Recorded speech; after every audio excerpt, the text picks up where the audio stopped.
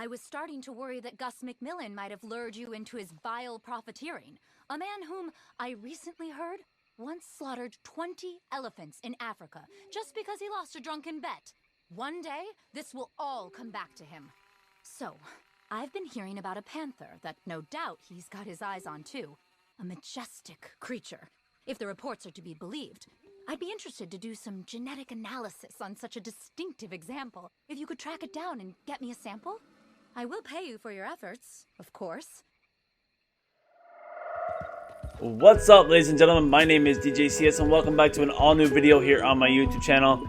As you saw, as you heard, we have a new legendary animal in the game, and we will be going over that and all your event week info in this video for Red Dead Online. If you are new here, please subscribe and hit that notification bell. If you enjoy this video, go ahead and drop a like. I'll greatly appreciate that. So, the legendary Iwakta Panther is now in the game as a sighting mission through Harriet. It is I don't want to say it's a task, but it's definitely a tricky one to do. It's easy enough to find, but once you find it, this thing is so fast and it kills you in like one bite, basically. Sometimes it'll bite you and you can throw them off, but I swear this thing killed me at least a dozen times just because it was one bite and I was done. I even took some health tonics and it still killed me in one bite, which was ridiculous. And it was kind of getting on my nerves and getting really annoying, but I was able to kill it finally. I used a shotgun and it took a lot of shots. That's all I know. I don't think it's necessarily worth it. If you have the other Panthers, it's probably not worth it for you. Maybe just go with this, the sedatives, and even that's probably going to take you a very long time to do. The only tips I could give you is to maybe try to do it in an open area. You're doing this near roads, kind of where the other Panthers are. So there's not a lot of open areas. There's a lot of trees and foliage kind of in your area, in your way. So try to get to an open place so you can see when it's coming. And if you can, I couldn't, but if you can, find a rock or something to get onto so that it can't attack you. If you do decide to kill it though, once you do, you will be rewarded $250 for the eyeball, which is weird, and then I believe it was like $35 for the coat or for the pelt. However, once you are done with that and then you would like to go buy the garment set, it is $850, I believe it was. I did all that earlier and I'm recording this later, so my memory is not 100%. However, you will see it on the screen here. So if I'm wrong, then you'll see what the pricing is to correct me. So choose wisely. You don't have to purchase the garment set necessarily right now. You can always wait until you have money to spare. However, there may be an update coming out sooner than later, as we will go over in the event week info right now. So as I said, the legendary Iwakta Panther is terrorizing townsfolk near Braithwaite Manor. There's a new bow and clothing now available with additional Halloween bonuses. So, residents near Braithwaite Manor have lost several laborers and animals to the legendary Iwakta Panther. It will take a well-trained eye to track its movements. It won't. And a brave soul to hunt or sample the cunning beast. It will. Speak to Harriet at her shop to launch this new sighting mission, and make sure to stock up on sedative ammo if you're planning on the consolatory approach. It continues with Guss's Trapper Store. Should you choose lethal force to bring down the legendary Iwakta Panther, bring its spotted hide to Guss's store to sell for cold hard cash. This will unlock the dashing Iwakta coat for purchase. And then also, now in possession of unique new materials, Gus McMillan is proud to offer a new bow variant for sale. Fashioned from dense bone and coarse panther hide, pick up the improved bow variant Jaguar today. Available only at Guss's store, which actually looks pretty sweet. I haven't got it. I heard it's actually pretty expensive. I didn't even check it out, but I heard it's pretty expensive. I think you have to use like some gold bars for it. So think about that before you do it. Acquiring either the Iwakta coat or the new improved bow variant will earn you a reward for a free single bandolier. Gus is also selling all his trapper hats and saddlebags for 40% off this week.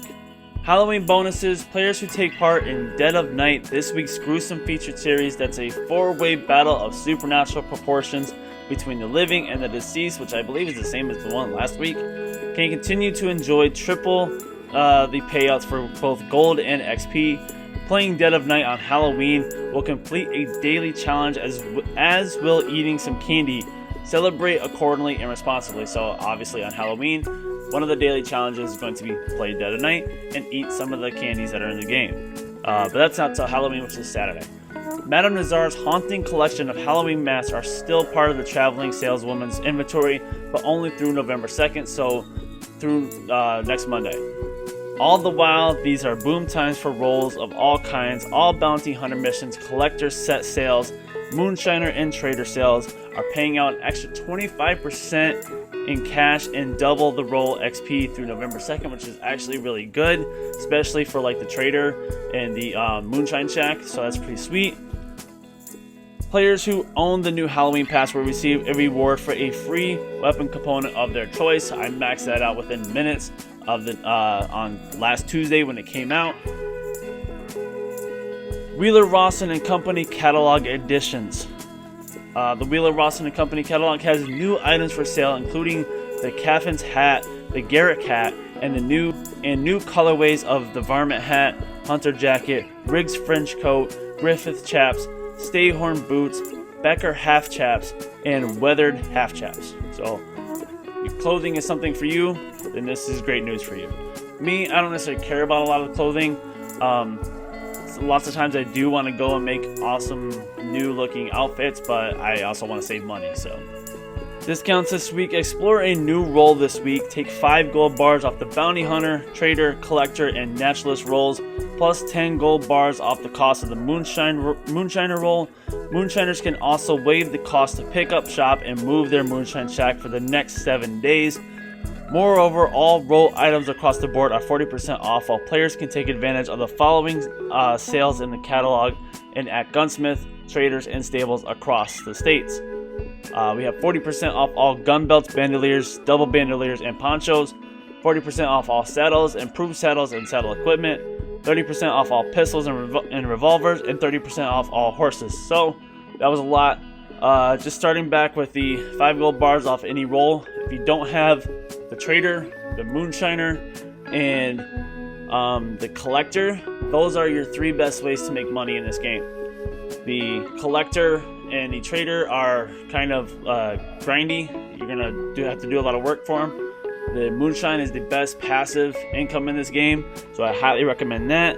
But the collector is the best way to rank up and make money in this game, and the trader is also a really good way to make money also.